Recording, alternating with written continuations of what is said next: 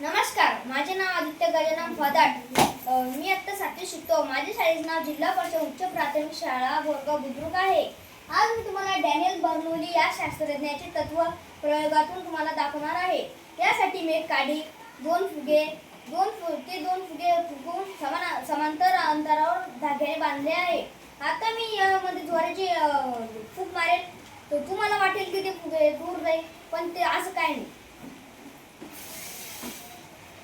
आता तुम्ही पाहू शकता हे फुगे जवळ का आले, कारण हवेचा वेग वाढला तर तिचा दाब कमी होतो आणि या उलट जर हवेचा वेग कमी झाला तर तिचा दाब वाढतो.